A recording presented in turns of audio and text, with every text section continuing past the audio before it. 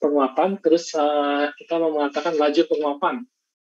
Anda bisa membayangkan ya, kalau laju penguapan alkohol itu lebih cepat dibandingkan laju penguapan air. Bisa itu ya, bisa terima ya. Alkohol itu lebih cepat menguap dibandingkan air. Kita ngomong lebih cepat, berarti ada laju ya, laju penguapan. Nah, kalau laju penguapan itu untuk mengatakan dia cepat, dia lambat, itu variabel apa yang Anda amati? Besaran apa yang Anda amati untuk mengatakan dia cepat, dia lambat?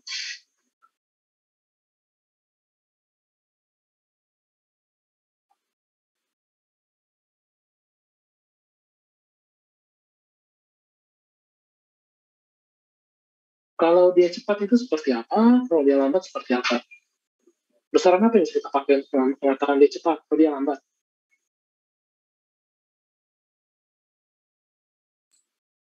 Titik didih mungkin ya Pak? Titik didih ya, titik didihnya tetap ya. Titik didih kan tetap. Titik didihnya itu 78 derajat untuk yang apa? Alkohol, etanol. Kemudian air 100 derajat. Ya, nah tadi kan saya bicara tentang apa? Laju dalam mengenai perubahan. Jadi perubahan variabel terhadap perubahan variabel lain. Biasanya sih perubahan variabel yang satunya adalah waktu ya. Jadi ada dua variabel yang kita bandingkan, variabel waktu dengan variabel apa. Kalau bicara laju sepeda motor, maka yang kita lihat adalah variabel posisi. Jadi perubahan posisi terhadap perubahan waktu ya, atau perubahan jarak terhadap perubahan waktu. Nah, kalau kita bicara laju penguapan, maka perubahan variabel apa yang kita amati? Perubahan variabel apa yang kita amati? Kalau titik didih sama titik apa namanya istilahnya? Titik didih itu sebenarnya tetap fix ya. Asal tekanan nggak berubah, dia fix. Jadi sebenarnya kalau Anda manaskan alkohol dan Anda memanaskan air pada 100 derajat, itu laju penguapannya beda sebenarnya. Laju penguapan beda. Anyway, sebenarnya air itu walaupun tidak pada 100 derajat, dia juga menguap. Jadi kalau Anda menumpahkan air di atas keramik, Anda diamkan semalaman, itu habis airnya. Nah, sekarang yang ingin saya tanyakan ketika kita bicara penguapan ya, laju penguapan, variabel apa yang kira-kira kita amati perubahannya, sehingga kita bisa mengatakan dia itu cepat, itu lambat, perubahan. Apa yang berubah di situ? Izin menjawab Pak, kalau perubahan massa bisa nggak? Perubahan massa bisa. Jadi kalau penguapan itu berarti kita melihat perubahan massa cairan air, atau massa uap airnya. Terserah yang mana yang lebih gampang. Tapi kayaknya yang lebih gampang ditimbang kan yang lebih gampang ditimbang kan itu cairannya ya. Jadi kalau misalnya kita punya cairan, terus kita taruh di atas timbangan, lama-lama kan cairan habis. Artinya massa berubah ya. Jadi massa cairan berubah. Nah kita bisa itu ya. Kita bisa katakanlah gini. Kita naruh 1 gram alkohol dalam wadah, kemudian kita naruh 1 gram air dalam wadah. Perubahan massa yang jelas massa berkurang ya kalau penguapan berkurang.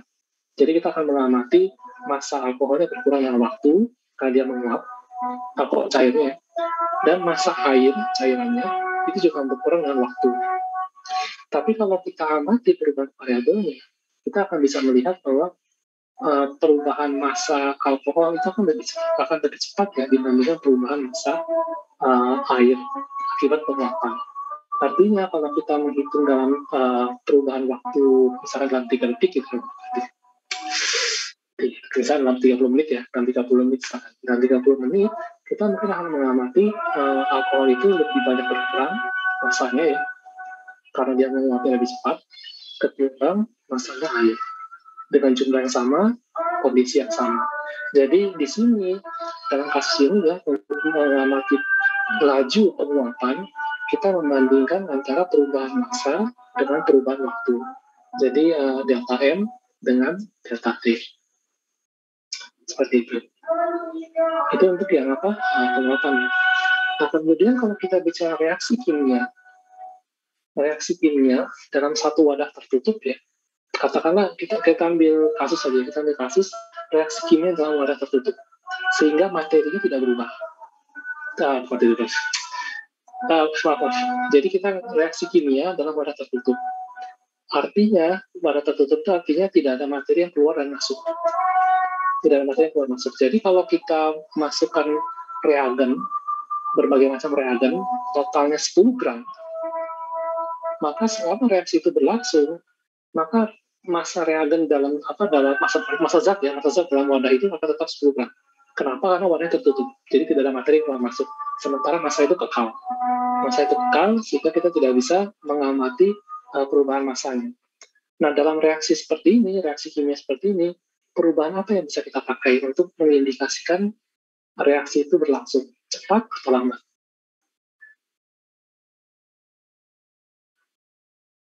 Variabel apa yang kira-kira bisa kita gunakan, perubahan apa yang bisa kita amati untuk menentukan bahwa dia itu cepat atau lambat?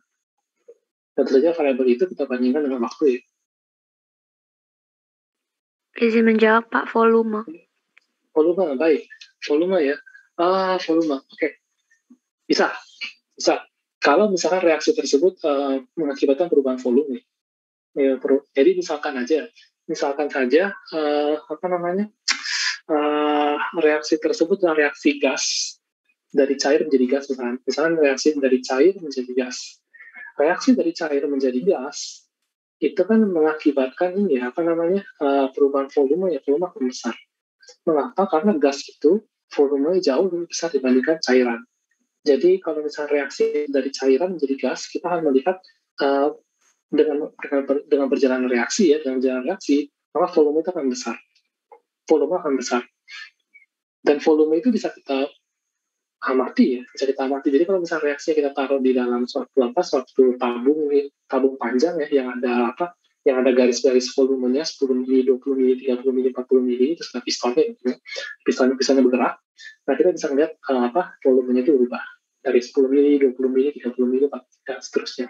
Nah, itu kalau misalkan dia mencapai 40 mili dalam waktu 1 detik dengan reaksi yang mencapai 40 mili dalam 1 jam, maka kita katakan kita tahu ya, mana yang cepat, mana yang lambat. Bisa. Kalau misalkan wadahnya itu wadah tertutup yang kokoh sehingga tidak bisa berubah volumenya, maka kita juga bisa mengamati dari tekanannya.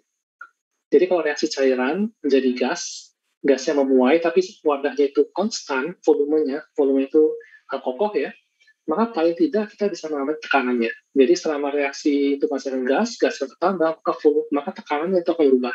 Jadi itu juga kita bisa mengamati dengan pressure gauge ya. Dengan alat ukur tekanan, kita bisa mengamati reaksi itu berlangsung. Kalau misalnya pressure gauge-nya itu berubah berubah besar dalam waktu singkat, itu berarti kan lajunya tinggi. Tapi kalau misalkan pressure gauge-nya itu berubah ya sedikit ya, dalam udah 1 jam tapi hanya berubah sedikit, itu berarti kita bisa mengkategorikan reaksinya lambat ya, seperti itu. Jadi volume bisa, karena bisa. Ada lagi mungkin yang bisa kita pakai? Ya, kalau misalkan perubahan wujud itu bisa kita ukur. Sesuatu yang bisa kita ukur. Karena kimia fisik itu kuantitatif ya, harus bisa diukur, dinyatakan dalam bentuk angka. Jadi kalau misalkan tadi perubahan wujud dari cair menjadi gas, sebenarnya yang tadi diukur adalah volumenya. Jadi volumenya berupa angka. Jadi kira-kira apa lagi? Ya, kuantitatif apa lagi yang bisa kita nyatakan sebagai angka? Kalau suhunya bagaimana, Pak? Suhunya ya.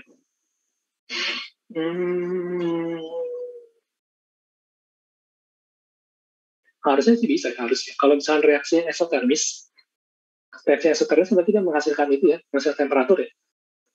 Temperatur. Kalau reaksi eksotermis berarti dia menghasilkan energi berupa energi termal, energi panas, yang mengakibatkan suhu di sekitarnya itu naik ya. Nah, dari perubahan temperatur itu kemudian kita bandingkan